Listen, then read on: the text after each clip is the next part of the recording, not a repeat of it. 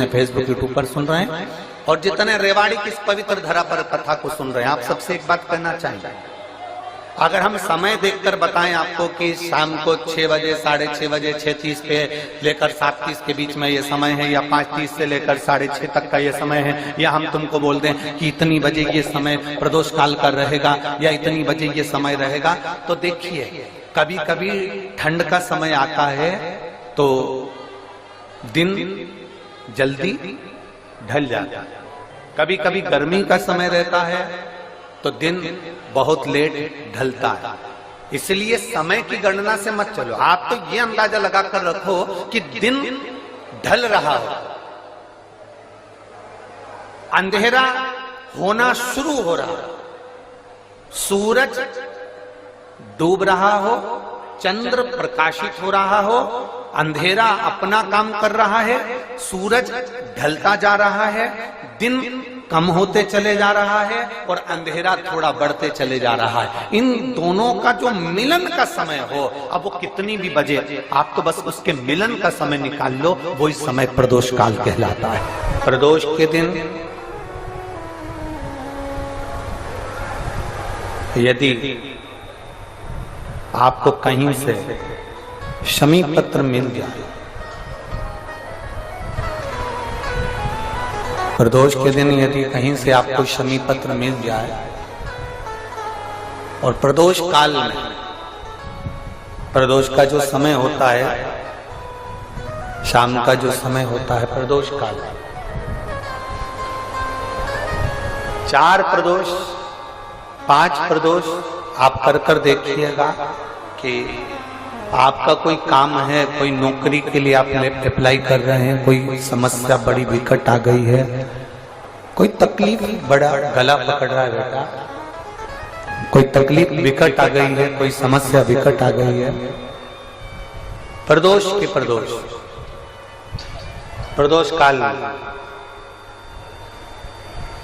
अगर एक शमी पत्र भी आप घर के शिवलिंग को, अब ये करने के लिए आपको मंदिर पे शिवलिंग नहीं जाना, अपने घर में जो शिवलिंग, चाहे वो स्फटिक का हो, पारद का हो, कंकर शंकर का हो, लकड़ी का हो, जो शिवलिंग तुम्हारे घर में, कांच का हो, चाहे वो नर्मदा के कंकर का हो, नर्मदेश्वर हो, पाषाण का हो, जो शिवलिंग, चांदी का हो, सोने का हो, तांबे का हो, पीतल का हो, जो शिवलिंग तुम्हारे,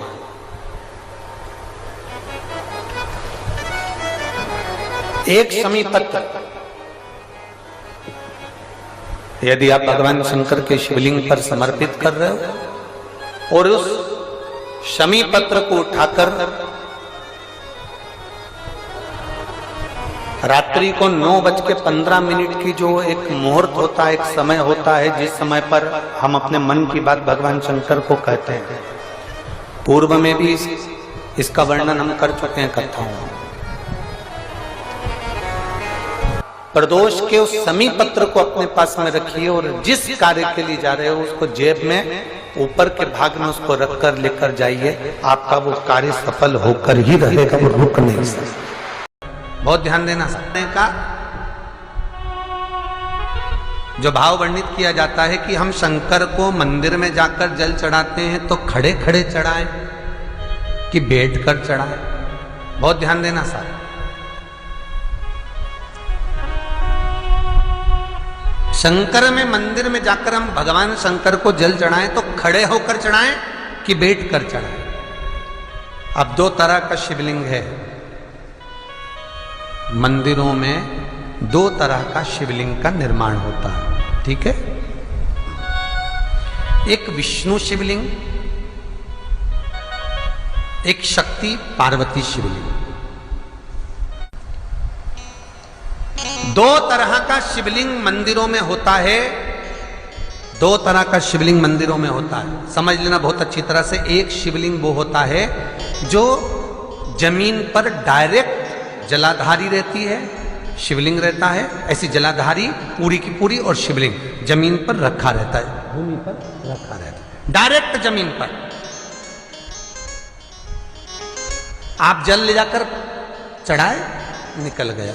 रास्ते से।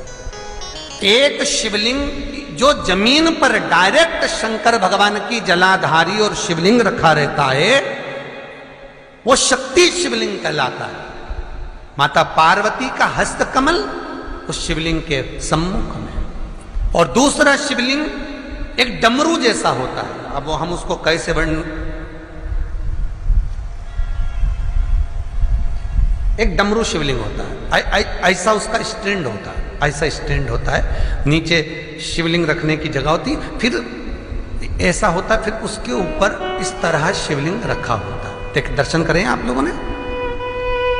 अब फिर इसके ऊपर शंकर भगवान का शिवलिंग रखा होता है, ठीक है। इस तरह का जो शिवलिंग होता है, एक डायरेक्ट नीचे रखा हुआ शिवलिंग और एक भगवान जो नीचे डमरू जैसी आकृति होती है, इस पे जो डमरू जैसा जो भाग बना होता है, ये भगवान विष्णु का हस्तकमल है, और ऊपर का जो भाग है वो भगवान ब्रह्मा का हस्तकमल है। इसको विष्णु शिवलिंग कहते हैं।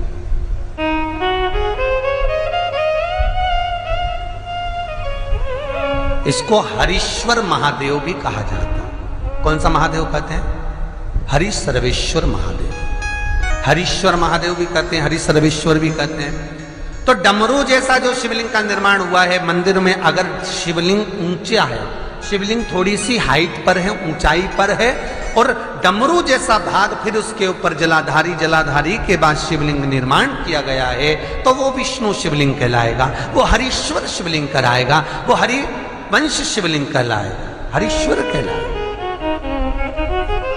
और जो डायरेक्ट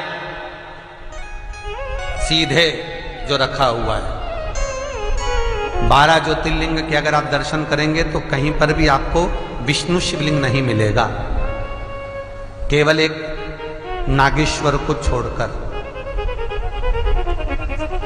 कहां पर छोड़कर? जम के बोलिए, केवल एक नागेश्वर। नागेश्वर को छोड़कर बाकी के जितने 12 ज्योतिर्लिंग में शिवलिंग के दर्शन करोगे, सब शक्ति शिवलिंग मिलेंगे, सब जमीन पर। आप जितने भी देखेंगे, काशी का देखेंगे, महाकालेश्वर देखेंगे, तो डायरेक्ट जमीन पर जलाधारी बनी है महाकाल बाबा की, डायरेक्ट जमीन पर बनी है, कोई ऊंचाई नहीं है, डायरेक्ट जमीन पर फिर शिवलिंग है। ओमकारेश्वर देख लीजिए, ममलेश्वर देख लीजिए, आप चाहें तो विश्वनाथ देख लीजिए, डायरेक्ट जमीन पर। सोमनाथ देख लीजिए, डायरेक्ट जमीन पर। केदारेश्वर देख लीजिए, डायरेक्ट जमीन पर। भीमाशंकर, वैद्यनाथ, डायरेक्ट। आप वैद्यनाथ जी के लाइव प्रसारण कभी चालू कर देखना, डायरेक्ट जमीन पर, डायरेक्ट।